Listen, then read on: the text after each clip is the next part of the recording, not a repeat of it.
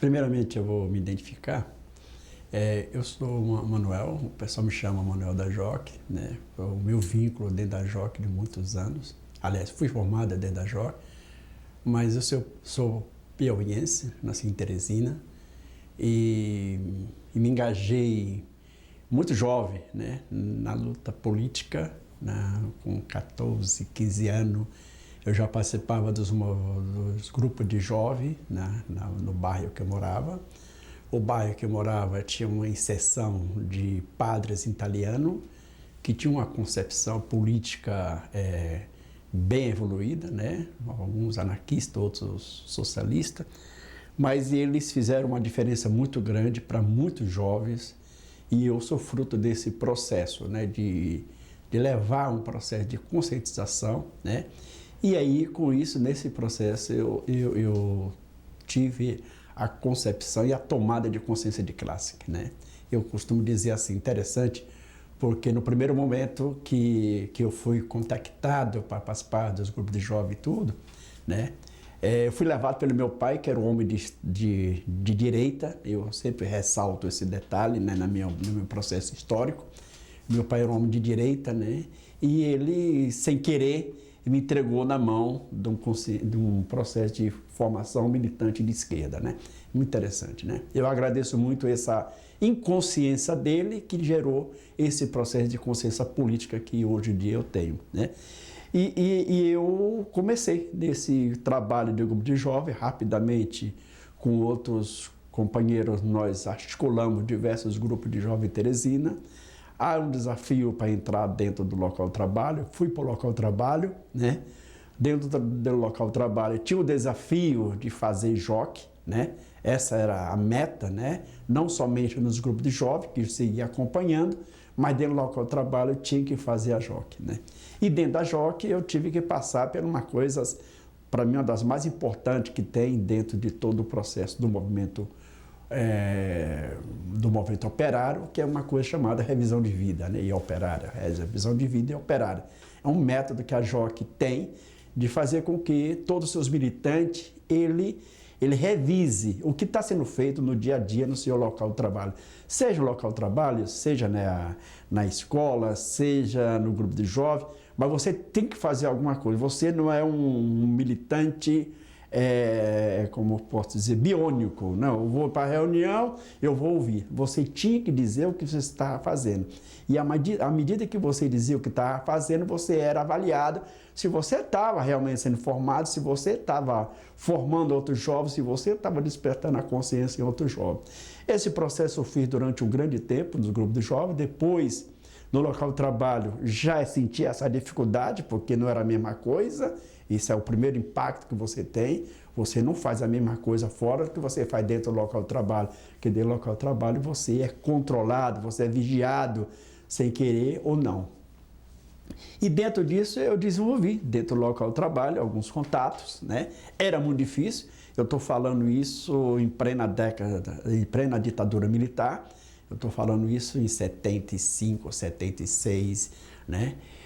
E aí tivemos um princípio, processo de iniciação de alguns jovens que trabalhavam no comércio, eu e outras pessoas que eram também da JOC, que trabalhavam no comércio, na tentativa de levar uma oposição, mas era muito difícil, a gente era muito marcado, e até mesmo quando a gente transitava em algumas lojas, né, para visitar o pessoal que estava trabalhando e tudo, no primeiro momento era mais simples, você chegava, conversava, mas aos poucos o chefe ficava te observando, o que esse cara vem fazer todo dia aqui, o que vocês estão fazendo e tudo.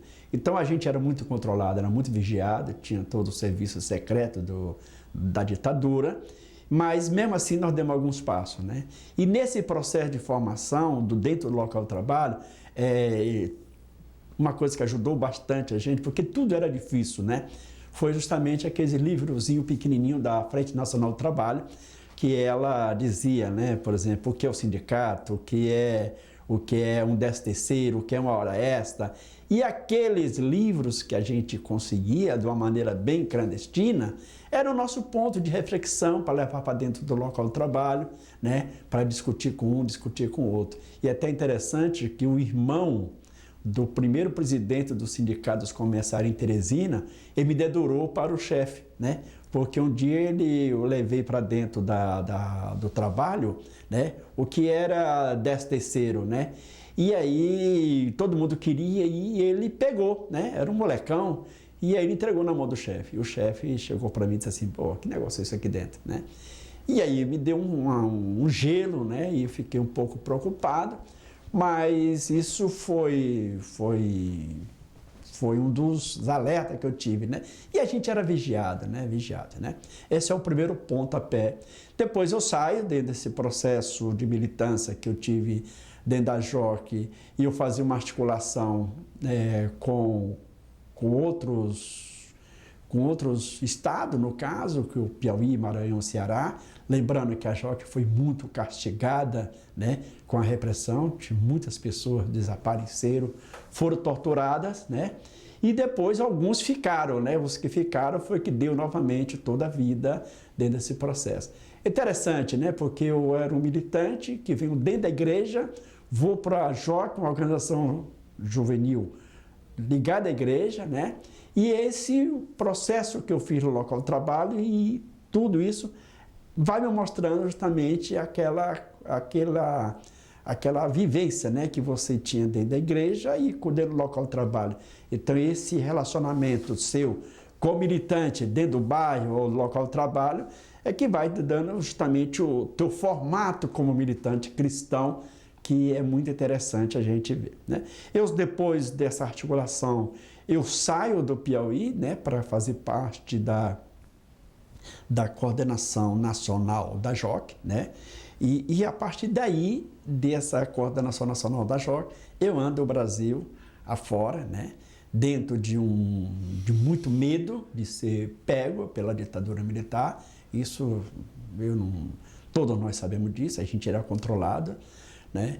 E aí eu venho para a coordenação nacional da JOC, que na verdade no primeiro momento chamava-se Comitê Nacional, né? Dentro daquela formatura que havia dentro dos partidos políticos, né? Os partidos políticos tinham comitê, né? Não era uma coordenação, mas era uma coordenação nacional da JOC, e eu venho para essa coordenação nacional da JOC e começa então o meu andança, né, pelo Brasil afora, e aí consolidando todo esse processo de tudo. E é dentro desse processo de andança, né, nesse primeiro momento, que eu vou descobrindo e vou relacionando e vou discutindo com muitos cristãos dentro do movimento operário, né? Isso seja na região Nordeste, região Sul, região Sudeste, né? A gente se deparava com excelentes militantes operários que viviam esse processo. E a gente, como coordenador, a gente tinha esse privilégio de estar discutindo, estar aprofundando e estar relacionando todo esse trabalho com isso, né? E automaticamente você lida com lideranças importantes dentro do movimento da igreja e dentro do movimento operário. Por exemplo, eu transitei dentro com muitos bispos que realmente foram os percussores, né, do que nós chamamos da teologia da libertação, né? Eu tive muitas vezes conversando com o Dom Eldo, com o Dom Valdir Caieiro, com o Dom Pelé, com o Dom Aloysio Lochade. Então, Dom Luciano, né? Dom Cláudio Umes, todos esses bispos que era justamente o nosso referencial e tudo. Mas um elemento muito importante para nós, como militante cristão, nós não podemos deixar de lado o que nos motiva, o que nos deu força para que a gente tivesse a inserção dentro da igreja. Então aqui eu faço um recorte muito interessante. Primeiro o Vaticano II, né? Que foi quando a igreja abre-se as portas para o mundo laico, né? O mundo leigo, no caso, né? Até então a igreja era muito fechada e esse processo dificultava a gente ter. E 68, para mim, foi um dos pontos mais importantes que existiu dentro da igreja, principalmente a igreja latino-americana. Foi quando foi feita a Conferência de Medellín, né? E a Conferência de Medellín, ela é fruto de todo um processo, de agitação que havia dentro do nosso continente dos cristãos. Os cristãos estavam realmente em situações muito difíceis, porque praticamente quase toda a América vivia ou já estava dentro de ditadura ou vivia um processo de aproximação de ditadura, né? E aí é muito interessante porque Medellín, em 68, com a presença do Paulo VI, que foi o sucessor de João XXIII, ele aqui encontra uma igreja que pulsava, que tinha uma perspectiva, que levava toda aquela discussão que os leigos tinham um papel dentro da igreja, aqui era muito presente, né? E depois do Conselho da Conferência de Medellín, ela que teve como tema a opção preferencial pelos pobres, a igreja aqui, ela tem outra conotação.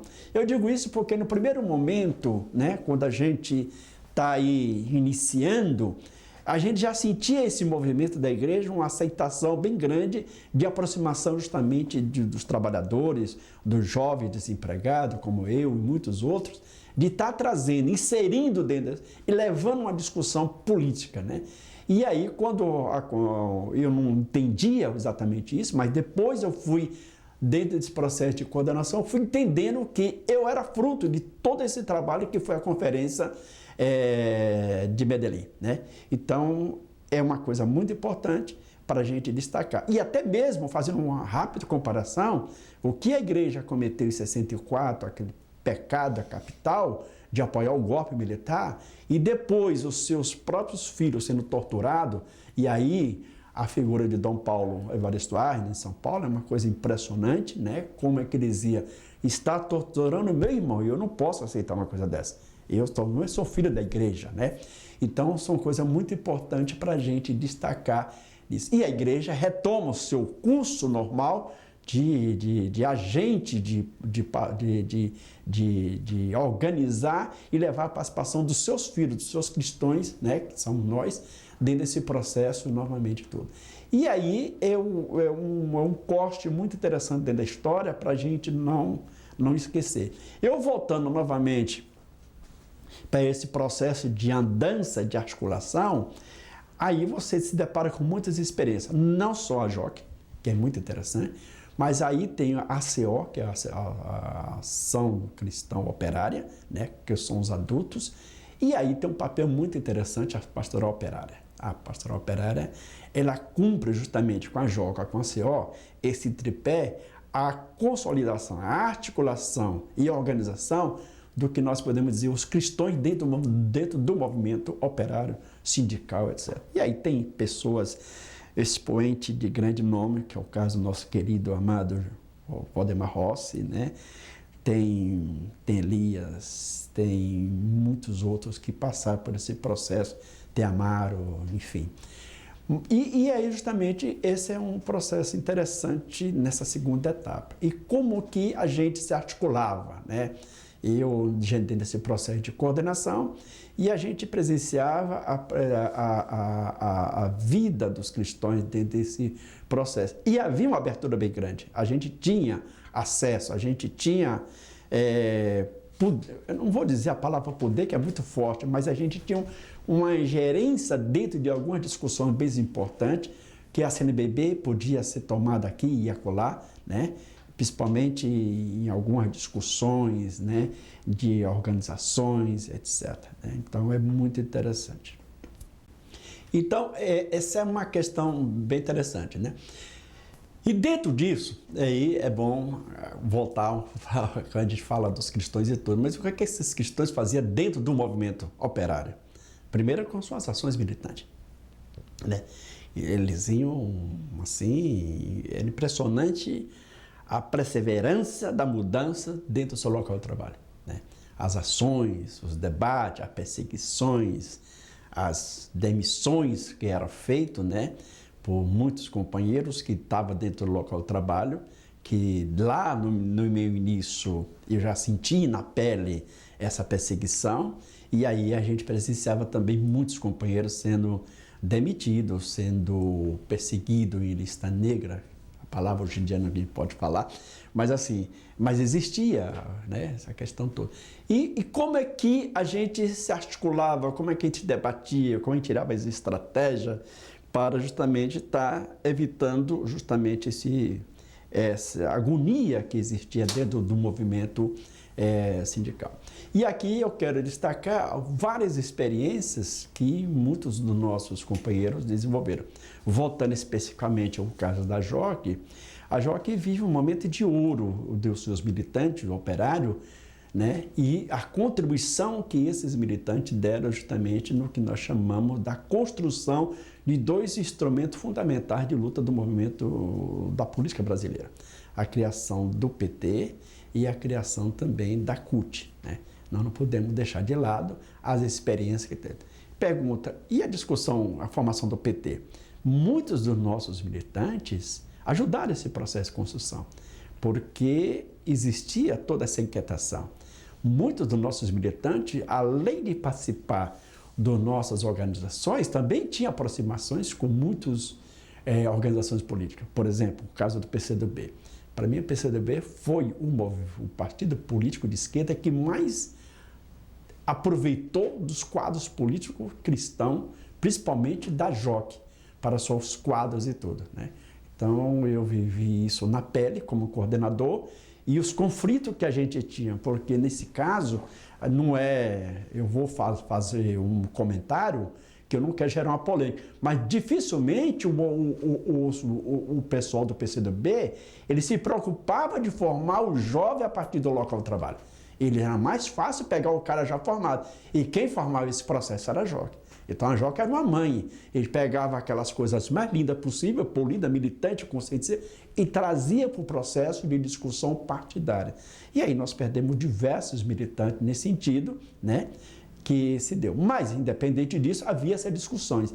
E aí, quando eu cheguei em 80, não estou dizendo que todos os militantes da JOC ou os militantes cristãos, mas havia uma preocupação de como a gente podia desencadear aquele conjunto de reivindicações que não se passava só pela fábrica, mas passava também por alguma instância que pudesse discutir organizadamente num processo mais, eu não digo que eu estava tomando poder, mas que tivesse uma representação em outras instâncias. E é muito interessante colocar isso aí como que o papel que teve. Aí tem muitos militantes nossos.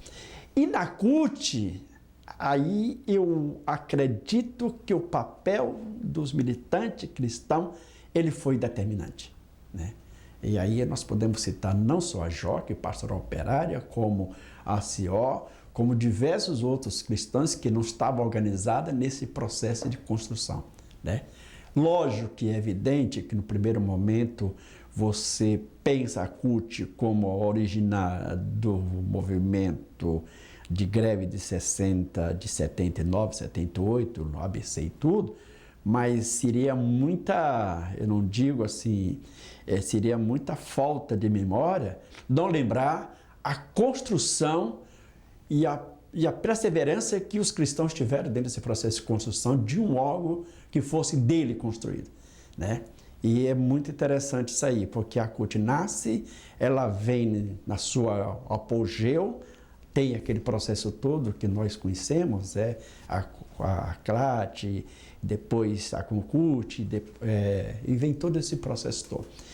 E aí é um elemento bem interessante, né? Que nasce a CUT, muitos dos nossos militantes participam desse processo, e nos primeiros embates que a CUT tem internamente para saber qual é o seu destino, se é para cá, se é departamento, se é federação, etc., a JOC ela tem um posicionamento bem evidente nesse sentido. E desse posicionamento também há um distanciamento de alguns militantes, porque esses militantes estavam no local de trabalho, né, espalhado pelo Brasil afora, né? E aí, a partir da própria experiência da JOC, ela apontava algumas reflexões bem interessantes. A CUT tinha que ser uma CUT pela base, ou seja, as ações que os militantes desenvolviam dentro do local de trabalho, ela devia ser a essência da construção da central, ponto. E essa essência tinha que passar por ação, não somente de articulação, né? Então, como pegar vínculo das articulações, das coordenações, da estrutura da CUT, como é que ela podia ter esse vínculo direto e como é que os militantes podiam ter esse papel aí dentro. E era um debate bem interessante, que gerou teses e teses e teses, e a JOC teve justamente esse processo. Eu participei de diversos encontros, já estava Dentro desse processo, eu já estava dentro da fábrica, que eu vivi alguns momentos de coordenação nacional e internacional, dentro dessa articulação, destacando o papel dos cristãos e tudo. E depois, eu como militante operário, aqui em São Paulo, dentro da Zona Sul, como é que a gente discutia essa experiência, né, do início da CUT e tudo. Então, nós tínhamos muitas experiências mesmo do local de trabalho, né, e que a gente depois teve essa contribuição dentro da CUT. Um colega meu, em certo dia, me falou, e ele gravou uma coisa muito interessante. Nós estávamos no encontro da Pastoral Operária, no Rio de Janeiro, e nós discutíamos assim, cara, o primeiro presidente da CUT foi logo em 1980, 81, quando o Papa esteve aqui. O Waldemar Rossi foi recebido, foi o único operário recebido pelo Papa. E aí, em seguida, a construção no início da CUT, né? Era normal que o presidente da CUT, depois de todas as lutas, ele devia ser um militante, né, que teve a sua experiência em oposição, todo o confronto, devia ser uma pessoa como o Waldemar Rossi. E aí um colega me disse assim, o que faz o presidente de uma central não é a história, é a conjuntura. Então você vê que o primeiro presidente da CUT foi o Meneghelli. E Meneghelli era ninguém conhecia o Meneghelli. Qual era a expressão política do Meneghelli, né? E aí o Waldemar Rossi é esquecido, né? Então eu deixo essa constatação dentro da história, que a gente nunca pode esquecer, é exatamente isso, né? Eu volto novamente, como que o cristão, um militante cristão que tem um destaque desde o ponto de vista da sua formação, da sua articulação, da sua consolidação dentro da fábrica, de oposição, da perseguição, da tortura, a representação máxima que nós tivemos na esfera de cristão com o mundo operário, como é que chega na construção da maior central sindical que nós temos hoje no Brasil, e ele no seu o primeiro presidente, né? Então, essa é uma coisa que para deixar na história que para mim não me entra, ainda guardo isso aí não como uma mágoa, mas assim, como cristão eu me sinto muito marcado por esse fato na história, né? E isso foi uma coisa muito importante. Então, só fazendo há um processo inicial. Na década de 70 há uma situação bem interessante, na década de 80 há uma situação realmente que vem a CUT e os militantes operários, eles têm um papel muito importante, mas antes disso também não pode esquecer um elemento muito importante, que durante a ditadura militar, e a gente se deparava com essa situação, né? Você tinha que fazer fábrica, tinha que fazer o trabalho local do trabalho, né? Mas era muito difícil, né? Só quem me viu sabe o que é. Era muito difícil você pensar, desenvolver uma CIPA, um grupo de fábrica, uma organização do local de trabalho. Era muito difícil, era muito perseguido. Mas mesmo assim, não estou dizendo que não se deixou de fazer. Fizemos e tivemos essas consequências, que foram as perseguições, que foram prisões, que foram nomes sendo colocados em lista, mas fizemos tudo isso. E uma estratégia muito interessante, que aí nós como cristão e igreja, a gente não pode deixar de destacar, é trazer para fora o debate, sair o debate dentro do local de trabalho, trazer para fora e através da igreja formar os grupos nos bairros, nos territórios, para discutir demanda, para trazer, porque nos bairros estavam justamente todos os operários. Se lá dentro do local de trabalho não se podia realmente se organizar, era difícil, em trazer essa organização para fora, e se discutir os problemas. E quando chegava dentro da fábrica, era mais fácil de você se articular, de conhecer, de debater e tudo. Então, esse é outra coisa muito importante a ser destacada. Qual a saída, qual era a fuga que se tinha justamente para forjar um trabalho no local de trabalho. A dificuldade então vem para fora, se discute através dos bairros, volta para dentro. E dentro dos bairros você não só tinha essa discussão, né? Nós como militantes também, tinha outras outras discussões bem interessantes, por exemplo, demanda do bairro, a questão da saúde, a questão da melhoria do bairro, e aí se envolvia dentro desse processo. É muito interessante destacar. Voltando para esse processo todo, né? Então, eu falando da questão da CUT, PT, essa passagem que eu tive, né, nas instâncias e tudo. Em 85, eu aterrizo novamente no Brasil, depois da experiência que eu vivi em coordenação nacional e internacional. Eu volto ao Brasil e aí eu tinha desafios, né? A JOC, ela sempre quer aproveitar o máximo dos seus quadros, né? Ela tem esse desafio, essa missão, né?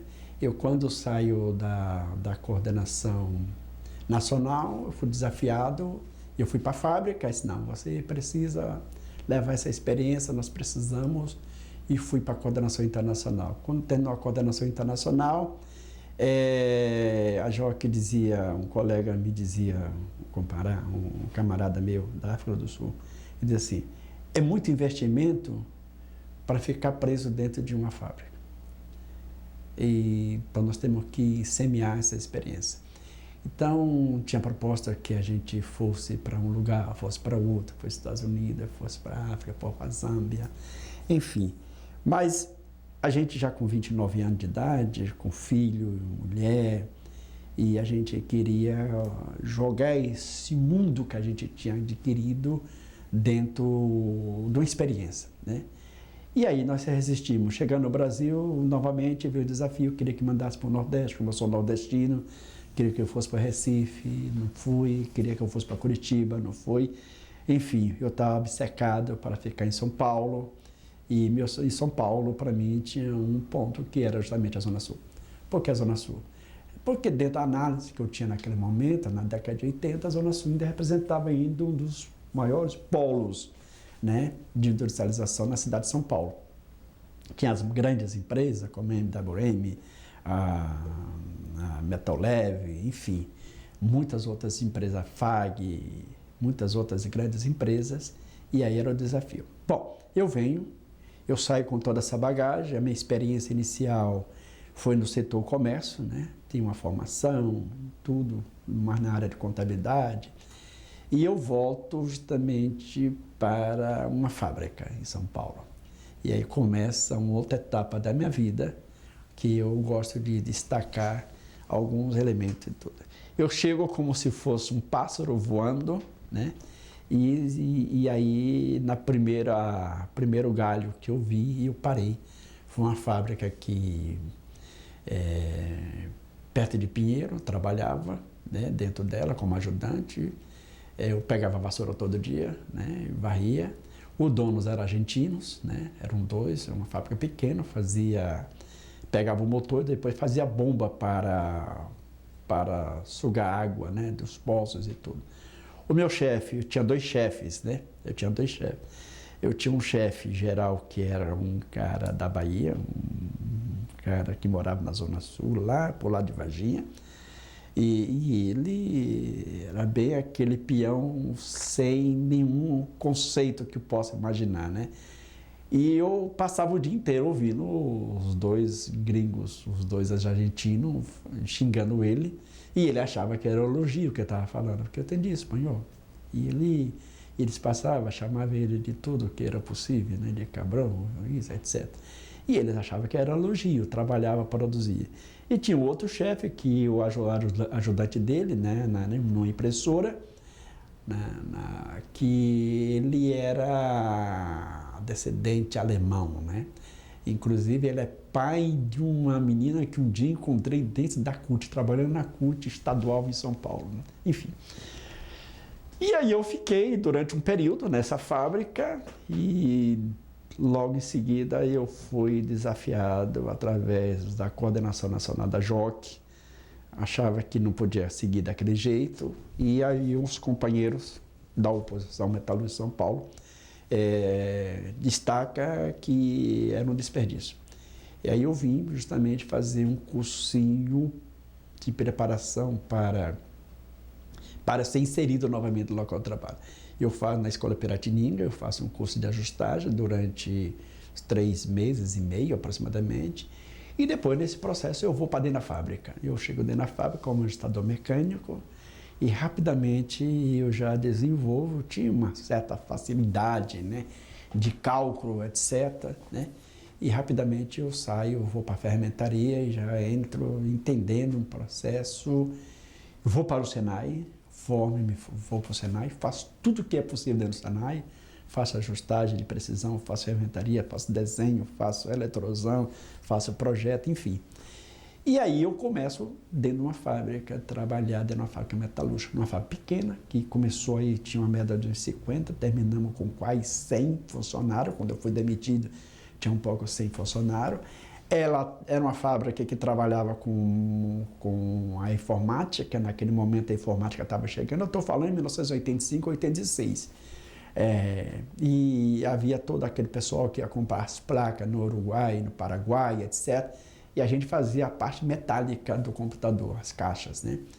E eu fiquei esse período, 4 anos dentro dessa empresa nós desenvolvemos a CIPA, né? É um diferencial bem interessante, assim. Uma certa vez, um camarada meu, ele diz assim, cara, uma vez você sendo militante da JOC e você sendo um dirigente nacional da JOC, onde você chegar, você faz a diferença. Ele, mas por quê? Porque você tem uma facilidade de rapidamente localizar algumas coisas que muitos outros trabalhadores não têm. E eu, depois, muito tempo que eu fui justamente concordar com ele. E rapidamente eu fiz uma análise da empresa, né? Eu fiz análise da empresa, o que a empresa produzia, o que não produzia, etc., né? Qual era o tamanho dela, né? Análise de empresa, muito interessante, análise de fábrica, a questão toda. Depois, nós começamos a trabalhar, porque as condições eram precárias, né? Eles cortavam muito forte, porque trabalhava com chapa, né? E guilhotina, aquela questão de compliance e tudo, a gente fez um trabalho, né, aos poucos, com muito cuidado, né, porque nós já estávamos finalizando aí, tinha saído da ditadura, ainda tinha algumas coisas guardadas aí dentro que a gente tinha que tomar cuidado, né. Apesar do patrão, o pai dele era, pela história, o pai dele era um socialista italiano, né, e ele tinha essa delírio às vezes, meu pai era comunista na Itália, não sei o quê. E aí a gente ouvia, né? Mas não podia abrir o jogo. E na fábrica era chamado de carioca, né? Pô, mas carioca, mas o carioca lá do Piauí, não, mas que a minha carteira, né? Quando eu entrei, ela sentou lá no Rio, né? E aí, quando chegou na hora, eu cheguei para procurar emprego, pô, você trabalhou no Rio?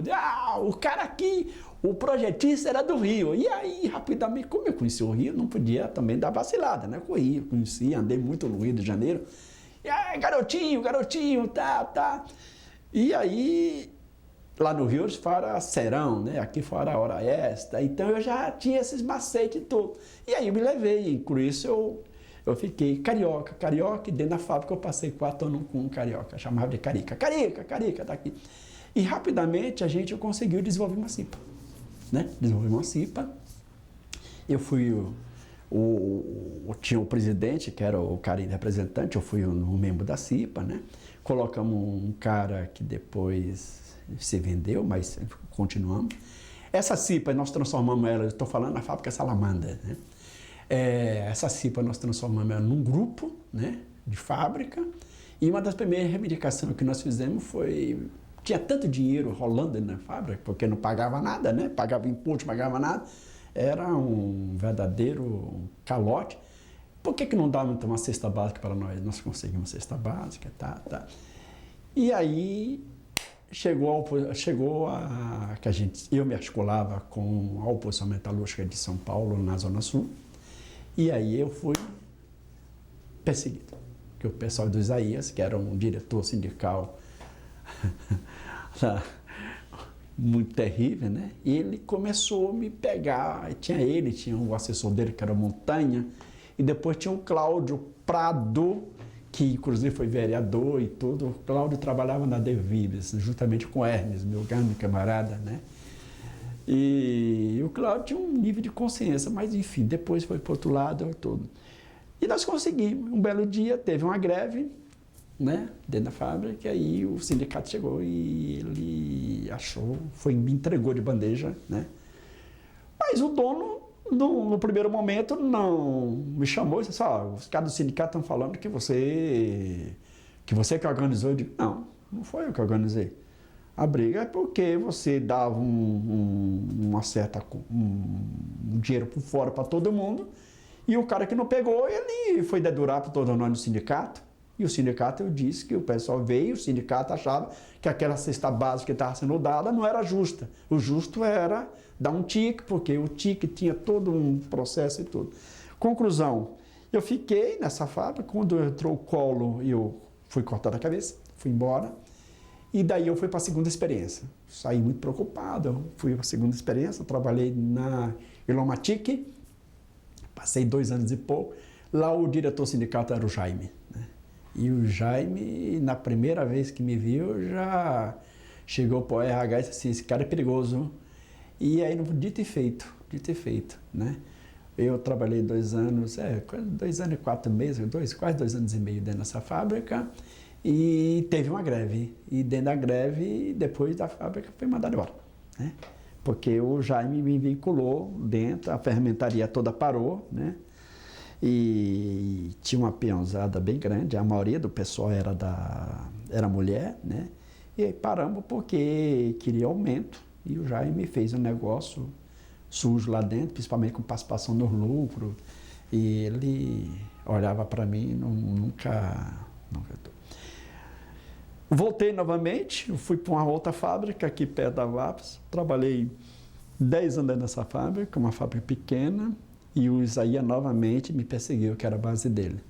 E aí, nessa fábrica, eu me salvei pela competência profissional, né? Porque eu, como ferramenteiro, eu trabalhava na manutenção de ferramentas, né? E dentro da seção, eu era a pessoa que desenvolvia, além de todo o trabalho, eu tinha também a questão da ISO 9000, né? Como nós trabalhava para a autopeça, a indústria automobilística, então o meu chefe, ele não tinha capacidade, né, de fazer esse trabalho. E o dono da empresa, como eu estudava, tá, ele disse assim, olha, você vai ser o cara responsável aqui por toda essa questão. Então, quando vinha a auditoria, né, e a auditoria das empresas que mandava para fazer, então eu que dialogava para saber como estavam as ferramentas, a manutenção e tudo. Então, eu, de certa forma, me garanti por esse lado profissional e também porque dava solução aos problemas, né, que apresentava. Então, eu trabalhava no Torno, na Fresno, era Rosão e tudo, então era um cara poli, né? Então, dificilmente o patrão que tem um cara com essa capacidade descarta rapidamente porque uma denúncia do sindicato, e você sabe que dentro ele sempre te controlava, não te via como uma ameaça, né? Apesar do trabalho que a gente fazia, de contestação, alguma coisa. Era uma empresa muito difícil de você contestar alguma coisa, porque, primeiro, o salário era em dia, tudo que você precisava era em dia. E aí tinha um grupo de trabalhador muito velho dentro da fábrica, muito velho, né? Uma fábrica que tem um grupo de trabalhador muito velho dentro dela, é muito difícil você tentar fazer algum trabalho de reverter. Era assim, era tudo, muita gente familiar, né? Primo, tio, tudo. Então, eu vivi com essa experiência durante... Mas mesmo assim, algumas coisas nós contestamos, conseguimos. Por exemplo, lá dentro tinha uma coisa que toda a sucata, ele secava para eles, né? Sucata de inox, era muito cara e tudo. E a gente perguntava, por que não dessa sucata? Aqui e acolá dava alguma coisa para nós, né? Dividia. CIPA, tinha uma CIPA, era rigorosa a CIPA, muito rigorosa. Questão dos de condição de trabalho, os instrumentos, tudo era muito. Mesmo assim, a única coisa que nós conseguimos dentro dessa empresa, durante esse período todo que eu passei lá, foi justamente a gente conseguir um pouco mais do que era apresentado pelo dissídio, né? a gente tinha uma produtividade bem grande, né? E a gente conseguia alguma coisinha a mais, mas sem isso. Eu saí dessa empresa, né? E depois eu fui fazer uma experiência dentro do mundo da prefeitura, mas eu voltei e a última empresa que eu trabalhei foi a Cricintos. A Cricintos é um capítulo muito especial para a gente analisar e aprofundar uma empresa com uma estrutura monstruosa. E lá passaram alguns camaradas, né? E que também fez o mesmo processo. Primeiro que eu cheguei para trabalhar à noite. Ninguém chega numa empresa para trabalhar à noite, né? Primeiro você tem que passar pelo processo durante o dia e depois você vai para a noite. Mas como o gerente era um camarada e meu chefe da fermentaria era um vizinho que eu já tinha trabalhado, então foi. E a ida para a noite era para me evitar da pelegada. Porque se a pelegada me pegasse, eu não passava 2 dias, porque o dono da empresa, ele tinha horror ao sindicato. Qualquer pessoa que trabalhava vinculado ao sindicato mandava embora, né? O dono era um grego, né? A empresa, quando eu entrei, tinha uma média de 2.500 funcionários, né? Em torno das 7 às 5, 6 às 2, 2 às 10, 10 às 6, né? Uma empresa predominantemente cheia de mulher na produção. Essa empresa desenvolvia o cinto de segurança, era o monopólio do cinto de segurança de carro, né? Para carro, né? E eu entrei à noite. E o diretor era o Geleia, né? E eu chegava à noite, e quando estava o Geleia, eu dava uma disfarça, porque a gente entrava de carro. E na saída, às vezes 6 horas da manhã, 7 horas, estava às vezes lá dentro, saía, tentava me esconder o olho para não passar.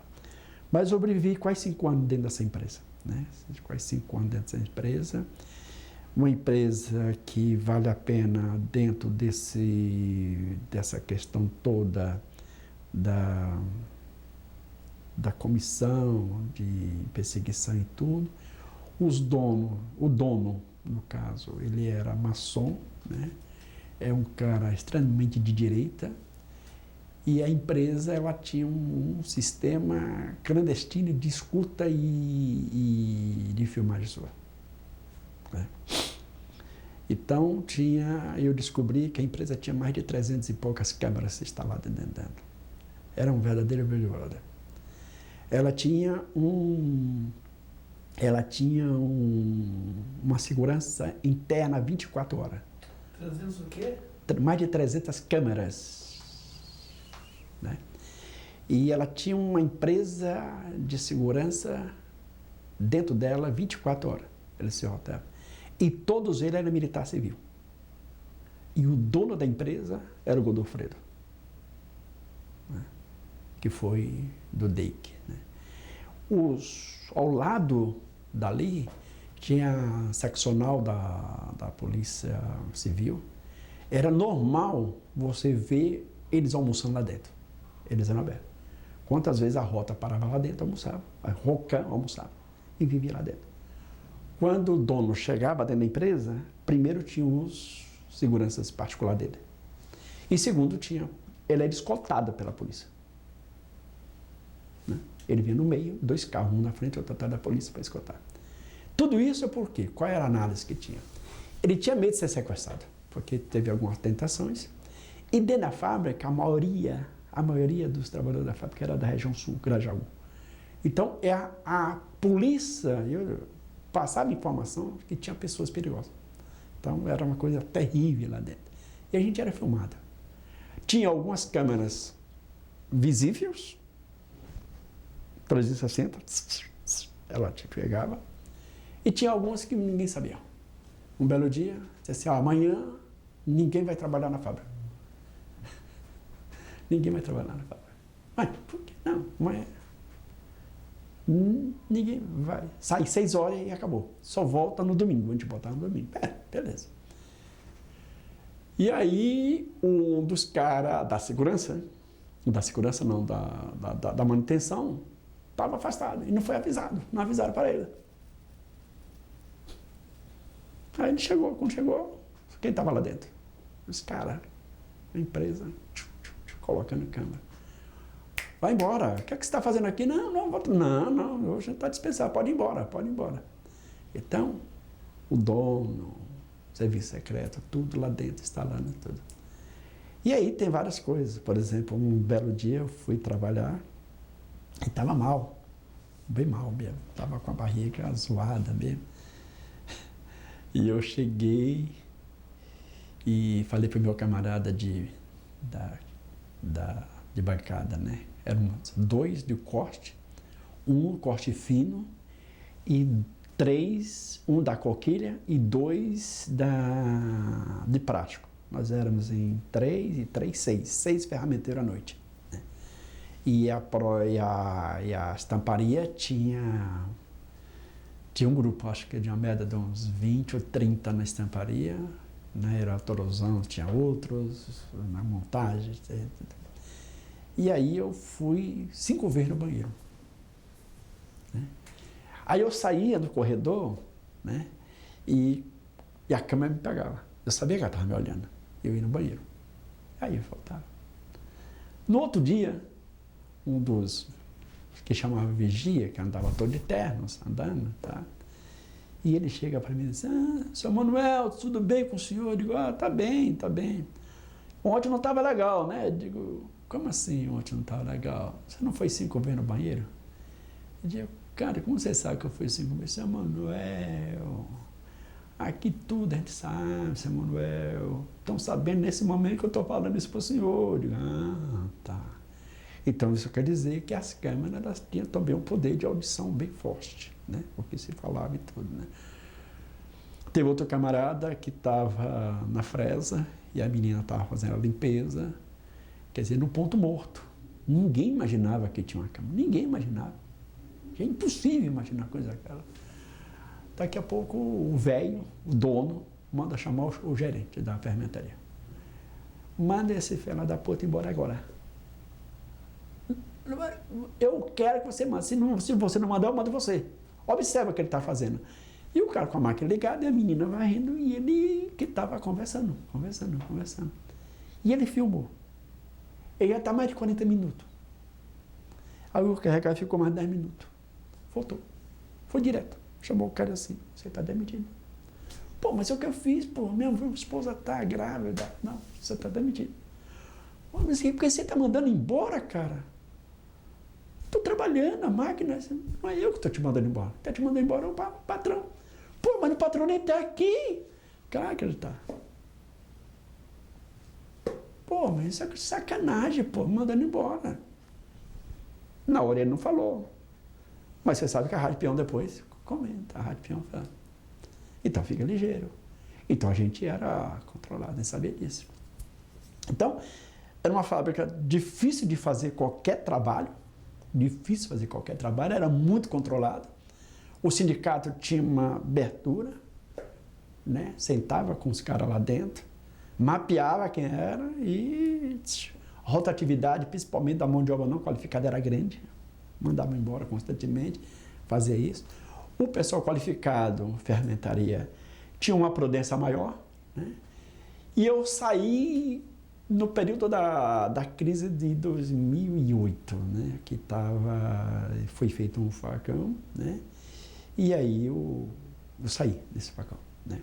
Então, assim, essa foi a última empresa que eu trabalhei. Agora, interessante que destacar nesse mundo que eu trabalhei, no mundo nas indústrias metalúrgicas que eu trabalhei, é um destaque que eu faço nesse processo.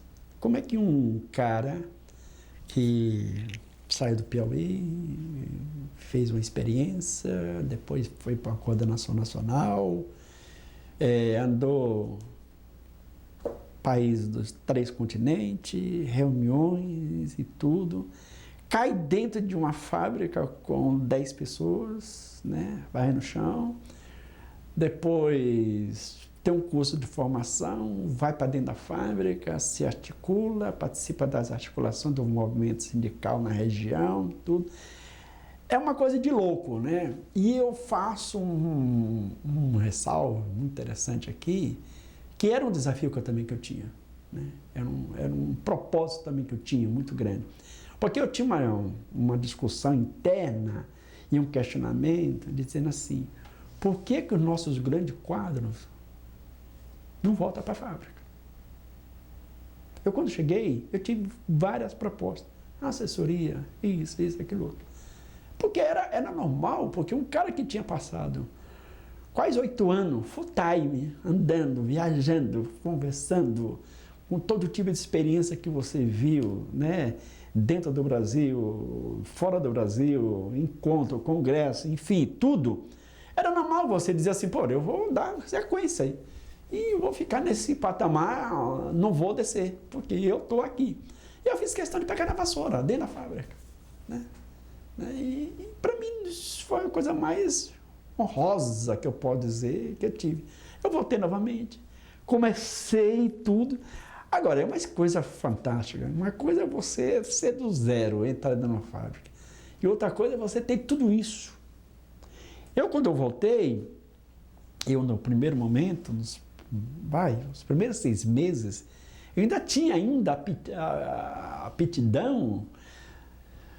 Meu filho é pequeno, de ajudar em casa, que sou casado com uma mulher militante, né? Uma mulher militante, ela te exige, né? E é normal que ela exige. Eu fazia meus trabalhos, eu participava de reunião, ela também participava de reunião, eu limpava a casa, ela lavava a roupa, eu fazia a comida, eu cuidava da criança, e tinha todo esse processo todo. E mesmo assim, eu ainda em 6 meses ainda, eu consegui li o francês. Eu ainda entendi um pouco de inglês. O espanhol ainda arrasta um pouco, porque eu vivi 4 anos no país de fala. Mas aos poucos eu fui perdendo. É normal, aí você vai entendendo exatamente como é que o sistema ele é tão escroto do ponto de vista da palavra, é que não possibilita que o trabalhador ele tenha, além daquilo que ele faz, condições para ele fazer o mínimo possível da cultura, de ler, de entender, porque ele sai esmagado do local de trabalho. E eu, com toda a bagagem que eu tinha, eu consegui só 6 meses. Eu não aguentava, chegava, dormia, né? Final de semana, às vezes que eu fazia, que era uma coisa que eu nunca deixei de fazer, era o domingo pegar o jornal. Ou o jornalzão, porque ia indo para o banheiro na fábrica, tinha um jornal, ver alguma notícia, tudo. Mas era uma coisa clássica que eu tinha, que era sempre ler a Folha de São Paulo, domingo comprava o Estadão, a Veja, etc. Era aquelas revistas aí, como você tinha aquele processo estrutural dentro de você, o que você acompanhava com mais facilidade. E nas articulações dentro do movimento sindical, você tinha muito material que circulava, era normal, você fazia seminário de conjuntura, você fazia debate, você fazia uma coisa, era passado um livro, era passado... E ali a gente ia... Mas o que eu quero dizer que aquilo que você, durante o período que você era da direção, você lia 2, 3 livros por semana, né? Você viajava para um país, por exemplo, você agarra no México, uma das maiores livrarias do mundo, a século XXI, né? Século XX, no caso. Você tinha debate, tinha os caras lançando livro, aquela questão. Você chegava no Chile com toda a clandestinidade, mas você tinha material fresquinho que o MI fazia, né? O Movimento de Esquerda Revolucionária fazia e distribuía. Você tinha esse direito de pegar. Você tinha o direito de ir para um bar e, de repente, do bar você descia dentro do lugar que você não sabia o que era e tinha alguém lá e dizia, companheiro, seja bem-vindo e a análise é essa, a situação é essa.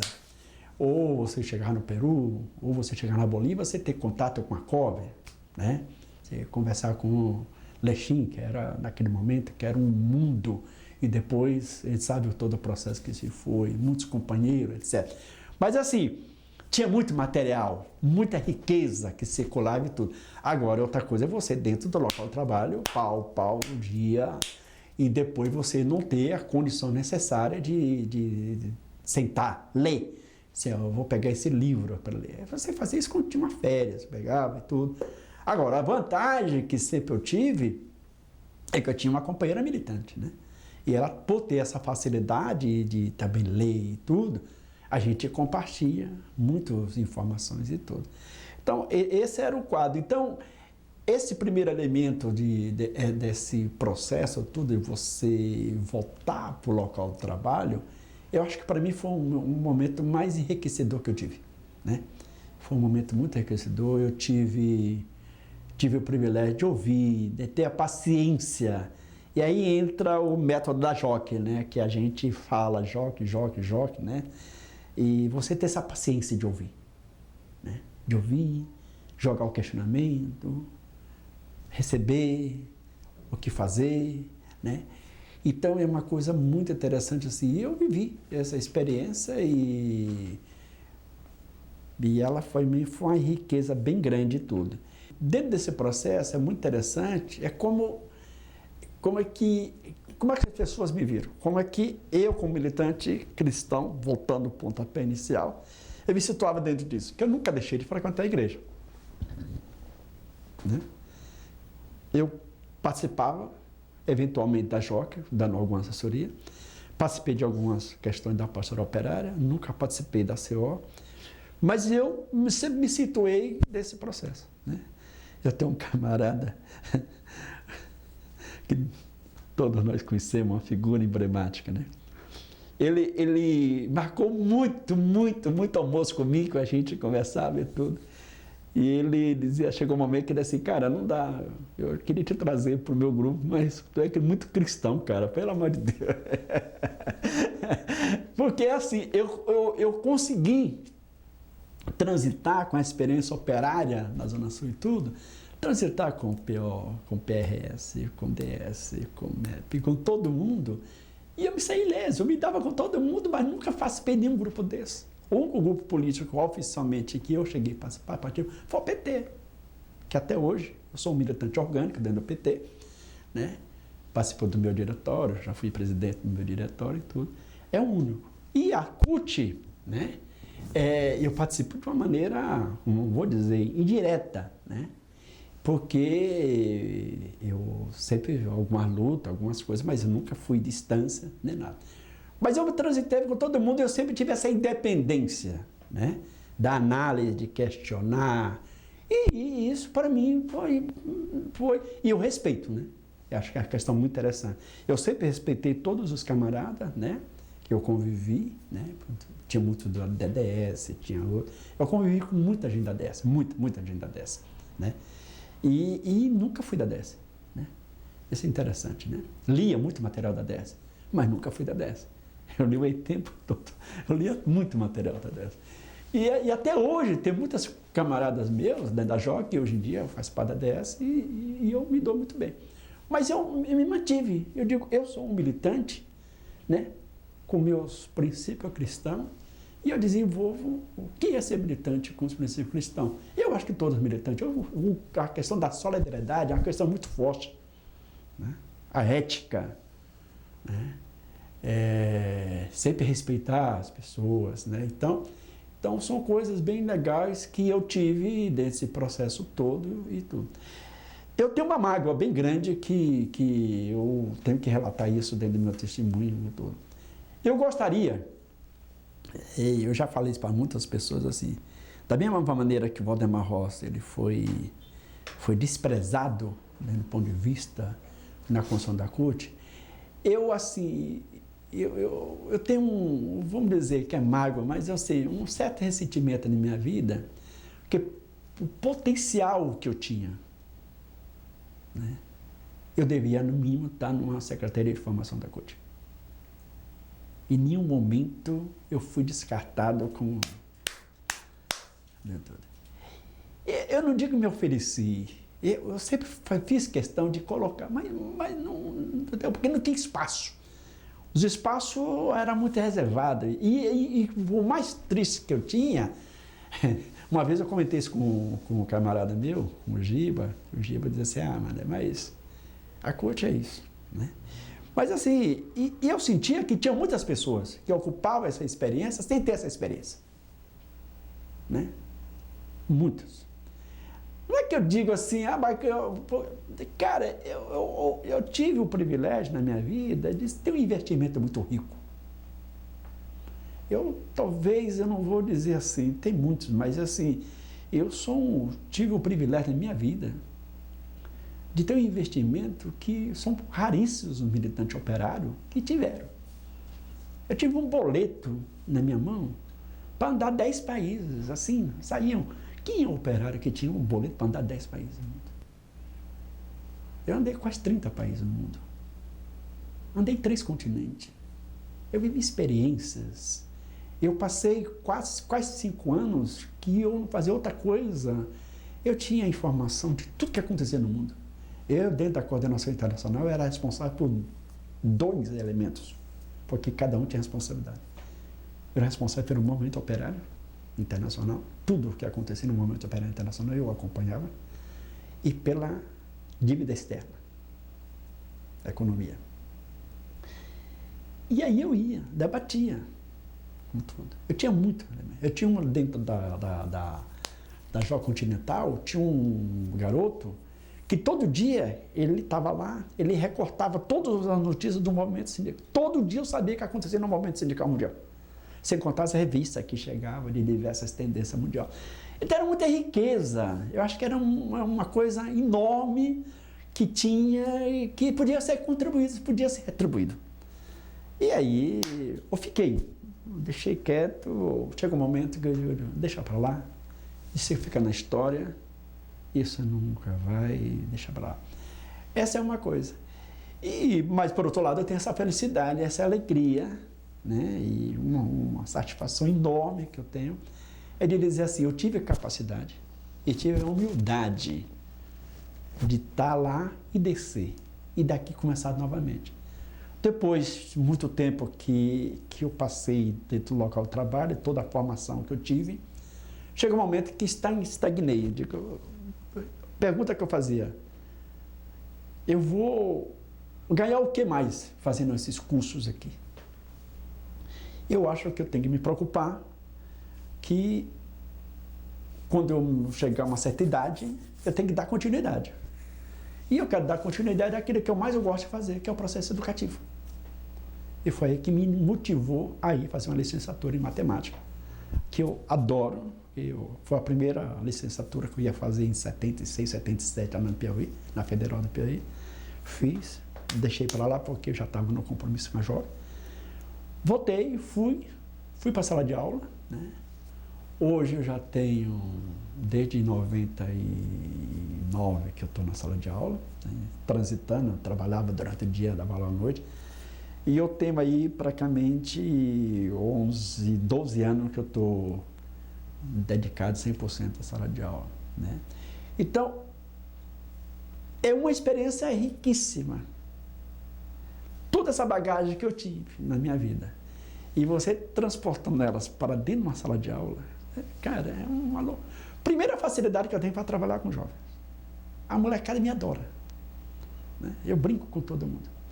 E aquele mito de você ser o professor de matemática, aquele cara carrasco, e você ser aquele professor de matemática humano, que discute não só o cálculo, mas contextualiza o cálculo na vida do cara, pô, é um privilégio, né? Então você faz justamente esse processo de discussão, você ouve, você é pai, você é psicólogo, você é tudo para o aluno, porque não tem isso. As famílias os alunos que a gente trabalha, para cada 10 alunos, 8 ou 9, tem família totalmente desestruturada. O que é família desestruturada? Ou é criado só com a mãe ou com a avó, ou não sabe onde está o pai, não sabe onde está a mãe, não sabe, é isso, são raríssimos. E isso a gente vive, e isso, quando a gente tem esses discursos, né, que eu chamo de coisas aleatórias totalmente do mundo, né, que discute educação, que educação é um número, tudo. Mas quando se fala em educação, as pessoas não pensam no ser humano. As pessoas pensam em dado estatístico. As pessoas não pensam no humano. O ser humano é muita coisa. Eu tenho alunos que morreram, que saem, querem se matar, passa fome. Mas como é que os caras desse vão aprender? Como é que um cara desse vai ser inserido no local de trabalho, num ambiente de trabalho, quando não tem um celular, não tem internet? Então, é um mundo para depois ser discutido e tudo. Mas assim, depois de todo esse processo todo, eu chego nessa fase, saio desse mundo operário produtivo e entro nesse mundo operário em sala. Eu saio do mundo de chave Allen, chave de fenda, né, fresa e tudo, e eu passo para um mundo que o instrumento de trabalho fundamental é o giz. Agora mudaram, agora é um pincel, tá, com lousas brancas e tudo. E a palavra, como trabalhar, como fazer uma coisa. Isso é uma riqueza, porque, assim, sei lá, eu acho que é uma das contribuições bem grande. E aí, fazendo todo um recorte, eu acredito como militante cristão que eu sempre fui, a JOC, ela tem tudo que eu tenho, eu devo praticamente a formação política da JOC. Devo também muito à igreja, com os padres, né? Eu não posso esquecer nunca disso, né? E depois eu devo a formação operária que eu tive justamente de companheiro, porque quando a gente fala em cristão, o dar ao próximo é ser um ato mais político e cristão que pode ter. É isso. É interessante esse processo. A Constituinte eu estava dentro da fábrica. E eu tenho uma coisa bem interessante, né? Eu dizia assim, cara, nós temos que lutar por estabilidade de emprego. Bom, aí a gente ia para as reuniões, estabilidade, vamos fazer isso e tudo. Eu me recordo que eu estava lá na Siqueira César, e aí assim, gente, nós temos que fazer a nossa petição para colocar dentro da Constituinte, tudo. E era até o Jorge, aí, Mané, toma aqui. Aí o Zé Cláudio, a gente levava, eu levei uma abaixo-assinada para fazer. E aí eu comecei a engendrar, cara, como é que eu vou fazer esse processo aqui dentro da fábrica, essa discussão, né? Eu tenho 2 anos na fábrica, tudo. Aí eu cheguei para o meu encarregado. Cheguei para ele e disse assim, cara, você está sabendo que tem a Constituinte? Sei, carioca, sei. Aí ele já deu uma engrenada, né? A Constituinte tem muita coisa que a gente tem nosso direito, né? Digo, então, nós temos que fazer essa discussão, o que é que você acha? Sim, vamos fazer. Cara, que legal, cara. Pô, eu digo, puta merda, eu vibrei, digo, pô, vamos fazer a discussão. E aí, foi na hora do almoço, né? Todo mundo almoçando, cada abria essa marmitinha, tá comendo? Aí o encarregado disse assim, galera, o Carioca quer falar um pouco sobre a questão da Constituinte. Aí o colega disse assim, pô, você agora é advogado? Eu digo, não, mas eu sou trabalhador, quero meu direito na Constituinte. Você não quer não, negão? Não, todo. Aí eu disse além, companheiros, é importante que a gente tenha o nosso papel dentro da Constituinte, tá? E um dos pontos a ser reservado para nós é justamente as nossas garantias como trabalhador, o direito, né? E o pessoal está defendendo a estabilidade do emprego, né? Uma coisa que você propõe, outra coisa que o peão pensa, né? Aí o cara disse assim, Mané, carioca, você vai se danar. Você acha que eu vou ficar 40 anos dentro dessa fábrica aqui? Deus me livre, eu não quero estabilidade, não. Eu digo, não, cara, eu sei. Aí eu consertar o discurso, tá? Mas foi bom. Aí todo mundo assinou. Né? Eu peguei uma média de umas 30 assinaturas, né? Para a Constituinte, né? Tinha para receber, né? Para engrossar, tá? E aí foi legal. Isso é um primeiro ponto, né? Na questão da Constituinte. E justamente com isso, né? Em 88, 89, teve justamente a questão da primeira eleição, né? E isso foi uma coisa impressionante dentro da fábrica, né? A fábrica que eu trabalhava, praticamente, 100% foi Lula, né? Que era uma novidade, todo mundo era Lula, né? Até o patrão votou no Lula e tudo. Não, nós fomos aqui. Se alguém falou desse jeito, né? Se alguém não votar no Lula aqui, me diz que eu mando embora no outro dia. Eu digo, cara, que é isso?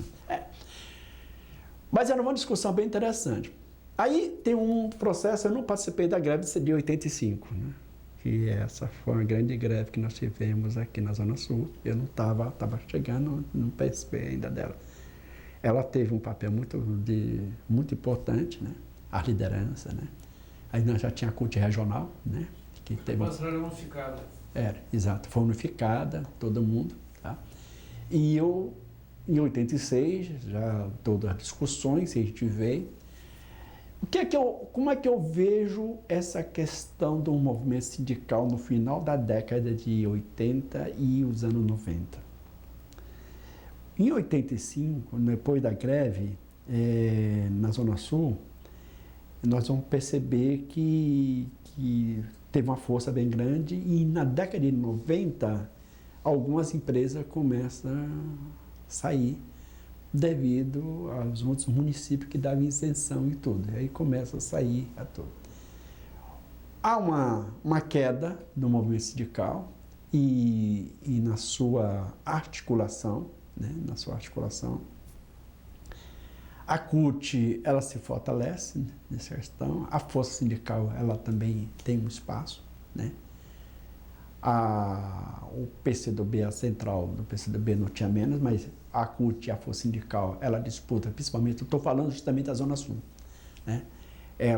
Duas estão aí, e a força sindical, nós que era da oposição, fomos muito perseguidos pelos companheiros que eram da direção do sindicato. Né?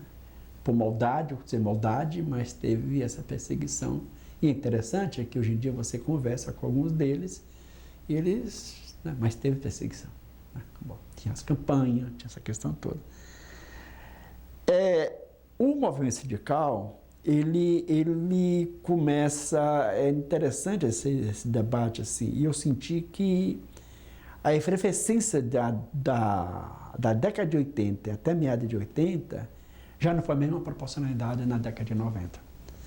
E na década de 2000, na virada do século, pior ainda. Eu acho, é mais ou menos, você vai sentindo que vai diminuindo.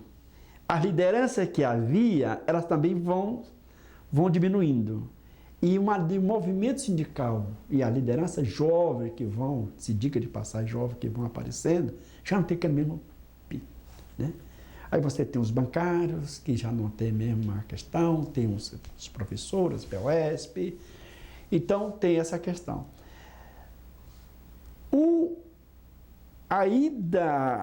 Essa final de 90 foi uma década um pouco difícil para nós, né? As políticas do Fernando Cardoso, elas foram duras para nós nessa questão, né? Ele investiu muito na força sindical, muito dinheiro na força sindical. Tinha o FAT, né, que vinha muito dinheiro, aí trazia muita gente, aquela questão toda, e nós ficamos aleixos desse processo, né? Porque tinha um questionamento, tudo. E depois, na virada do século, com a década entre os anos 2000, e aí tem dois elementos interessantes.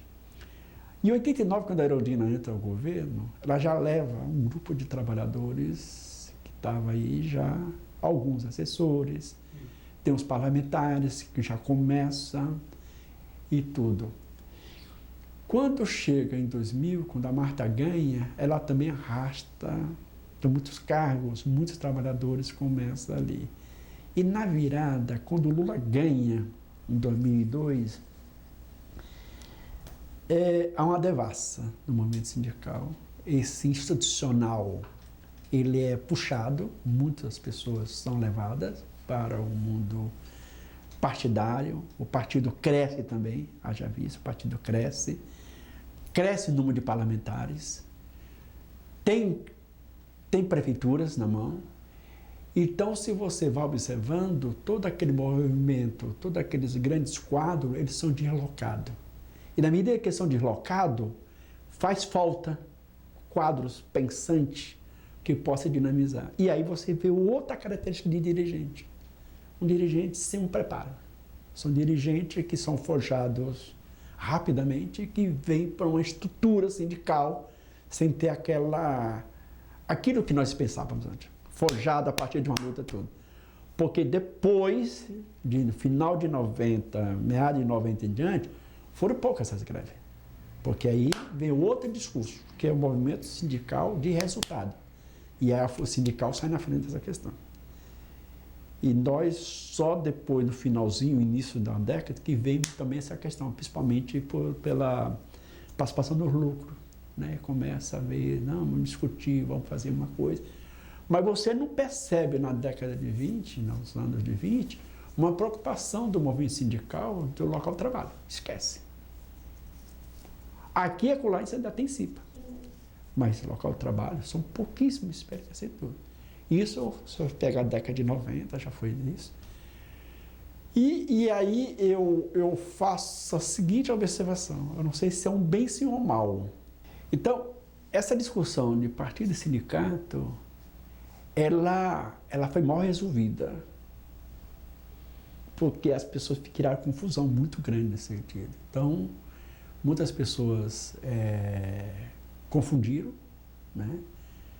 Foram para o partido, e as que queriam ter um vínculo. E aí, o que é que você percebe? O que é que eu percebo tudo? Hoje, o movimento sindical também ele não acompanhou a evolução. O movimento sindical, na década de 90, muitas coisas foram acontecendo. Chega na virada do século, o movimento sindical ele tem que fazer um exercício monstruoso para entender uma nova dinâmica. Qual é essa nova dinâmica? O setor serviço ele tem um impulso e o setor fabril diminui. O setor fabril ele entra no processo tecnológico. Eu vivi essa etapa ainda dentro da fábrica. Eu saí da fábrica em 2002 a hoje e vivi em 2005. Praticamente todas as impressoras, as injetoras, elas eram automatizadas. Você tinha 3 ou 4 pessoas operando tudo.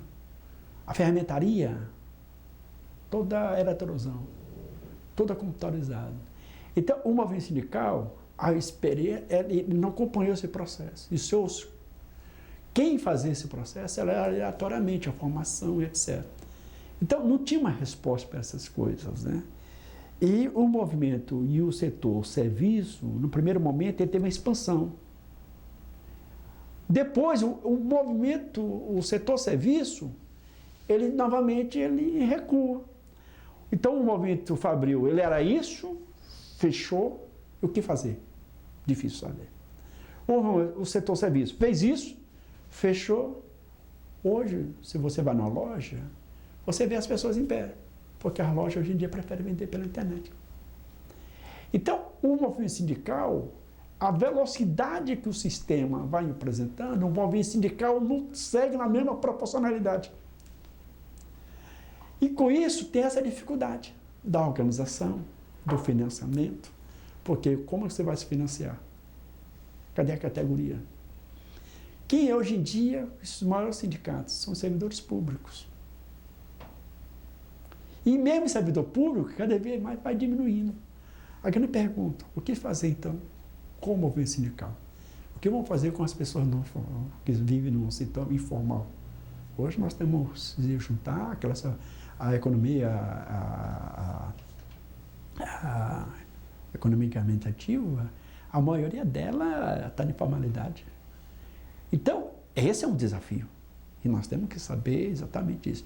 Então, quando você pergunta assim, essa questão, quando nós perguntamos como essa questão da institucionalização, as pessoas saem do movimento sindical, vai para o partido, vai para a mandata, vai isso, fica um vácuo.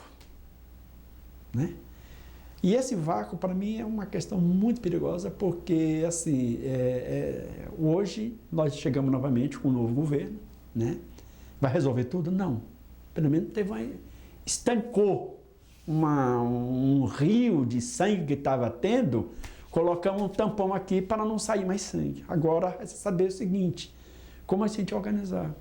Tá? Como que o Ministério do Trabalho ele vai estruturar novamente como é que o movimento sindical vai se lidar com isso, qual vai ser a demanda, é o salário. Mas não é só isso. Por exemplo, tem uma discussão bem interessante que eu acho que ela tem que ser encampada pelo movimento sindical. Até hoje na história, quem cuida da formação profissional são os empresários.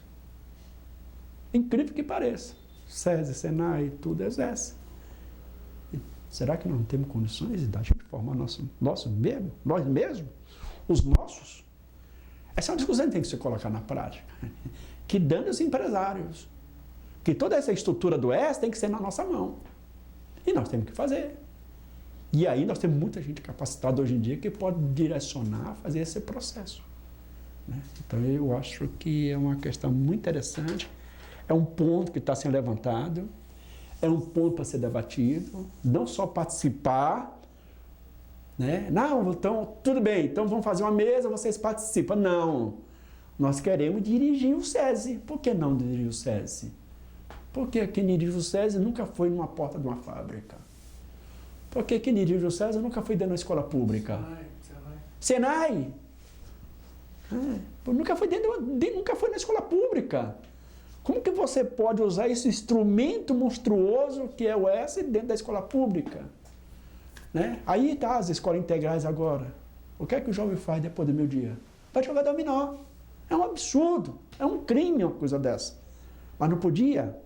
Não se podia ter um programa estruturado de trabalhador, passando sua experiência para aquilo, para aquilo. Ah, não, mas a indústria... Qual é o problema da indústria? A indústria está aí, a quarta geração. Bom, tem 1000 coisas para você fazer. 1000 coisas. Então, esse debate e tudo. E aí, essa discussão toda, ela tem que ser nítida. A central ela tem um papel dela fundamental. Os trabalhadores têm um papel muito fundamental a cumprir. Agora, o dirigente partidário também tem seu papel a cumprir. Você é dirigente partidário, é dirigente partidário. Agora, o dirigente sindical, o militante, o operário, ele tem espaço, ainda tem que ter espaço. E para isso ele tem que ter uma formação. E essa formação é um desafio que nós temos que ser colocado. Você não pode dar a estrutura toda de um jovem ou dois. Você tem que massificar essa formação. Nós só podemos ser fortes se você tiver uma classe operária formada intelectualmente e, do ponto de vista de uma profissão de ponta. Né? Aqui e acolá tem alguns alunos que, professor, estou fazendo Senai. Você está fazendo o quê? Estou fazendo tornearia. Eu digo, olha, que legal. E aí? Mas eu não quero saber de torno, não. Eu quero ir mexer no CNC. Eu digo, isso, tá certo. Porque as máquinas dos centros de ginástica são tudo de última geração. Né? Eu fui participar um dia desse na Universidade Federal do ABC, promovida pelo pessoal dos metalúrgicos do ABC, e chamaram várias pessoas, doutores, experiência, a questão toda, como implementar a inteligência artificial dentro do local de trabalho. Muito interessante, muito interessante. E aí o reitor da Universidade Federal do ABC disse assim, cara, nós queremos trabalhar, queremos levar, mas vocês têm que abrir a porta para nós. Aí o sindicato diz, vocês podem ir lá. Claro que vamos lá dentro. Ou trazer um para cá. Por que não trazer o trabalhador para dentro de uma universidade, para ele pegar o laboratório, para ele se formar e tudo? Aí é uma questão de se organizar. Né? Então, tem que haver essa questão toda, tem que haver esse debate. Né? O Jaime era mais escroto de todos. O Jaime era terrível. O Jaime ele era direita propriamente dita. Né? Ele não suportava tudo. O Isaías eu consegui dialogar, né? Porque você como militante de oposição tem que dialogar, não tem jeito. E o cara sabe quem você é, ele sabia quem eu era, não tem jeito, fui mapeado. Né? E o Isaías, ele fazia confusão do pessoal com o sindicato. Né? Isaías, Deus o tem um bom lugar, mas ele tinha essa confusão, ele não sabia distinguir. Né? Tinha o Tomba, tinha uma galera aí que estava sempre ao lado dele, né? Tinha o Montanha, mas eles confundiam o pessoal com o sindical. Né? E aí ele tinha projetos, o Isaías tinha projeto de ser vereador em Imbu. Né? Ele tinha toda essa questão, queria estudar. Ele em si, ele não tinha tanta, vamos dizer, era mais solto, não tinha essa perseguição propriamente dita. Acho que desses três, os aí eram mais, não vou dizer liberal, mais liberal no ponto de vista. Ele te aceitava como oposição. E os assessores dele sabiam que você era, sabiam onde você estava e tudo. Claro, deram uma dedada, mas assim, deixa para lá. Esse aqui, tá. Agora, o Gelé era perigoso. O Gelé, ele entrava dentro da fábrica, né? Ele entrava dentro da fábrica e tinha uma certa parceria, né? Principalmente, né? Com a patronal. Com a patronal. Ele não tinha jeito, ele era bem recebido, né? Dentro da fábrica. O Jaime também. O Jaime quando chegava, ele entrava dentro, andava dentro da fábrica, né? Você não tá. O que você falou que na fábrica que você estava, na eleição do Collor, votou maciçamente Lula. Mas o sindicato, o Paulinho Medeiros, fizeram campanha para o Collor. Paulo Collor. Como foi isso na Zona Sul? Não, assim, dentro da fábrica que eu trabalhava, o pessoal votava massivamente no Lula, não votava no Collor. Agora, eles faziam o trabalho para o Collor, né? Faziam o trabalho para o Collor. Quer dizer, na Zona Sul, a gente tinha esse conhecimento, né? E a gente, como oposição, trabalhava, né? Tinha candidatura, tinha... Eu não me recordo que em 89, 88, o Chicão, não, quem era? Acho que era Genuíno, acho que... Deve ser o segundo mandato do Genuíno. Segundo. Ele foi constituinte. Isso, eu fiz a campanha do Genuíno. Muito grande lá. Exatamente, fiz campanha por Genuíno. Era Genuíno e quem era estadual? Não lembro estadual. Acho que o outro estadual era o Anísio, né? Não lembro. João Valente. Não lembro agora o estadual. Eu sei que o federal foi Genuíno. Fizemos um trabalho bem interessante ali na Praça Floriano Peixoto. Nós paramos, fizemos um agito do Lula, aquela questão toda. Minha pergunta, na cabeça dos trabalhadores, havia esse comentário, Lula, Collor, como que é isso? Porque o sindicato investiu muito em apoiar o Collor. Mas interessante, o Lula, na primeira eleição do Lula, que foi justamente em 89, o nome do Lula era muito forte dentro da fábrica, né? Tinha trabalhadores que diziam assim, mas ele não estudou, né? Isso é um fato, não estudou. Eu, por exemplo, dentro do ônibus, toda vez que eu vinha, o ônibus pegava fogo, né? Então, o pessoal, os motoristas, os cobradores, várias pessoas, Deus me livre, é um comunista, né? Então, esse discurso lá em 89 existia, mas tinha uma massiva, no bairro, Lula. É tanto que ele foi para o segundo turno e tem uma disputa dando com o Collor lá na frente. Na fábrica que eu trabalhei teve isso, né? Para uma surpresa minha foi essa. Agora, na Zona Sul, o sindicato fazia abertamente, né? A campanha para ele, mas a gente lidava com esse processo, né? Todas as fábricas, não sei como voltar, mas assim, pelo menos os atos que a gente fez, né? Na Zona Sul, o Genuíno teve uma votação bem expressiva na Zona Sul e tudo isso.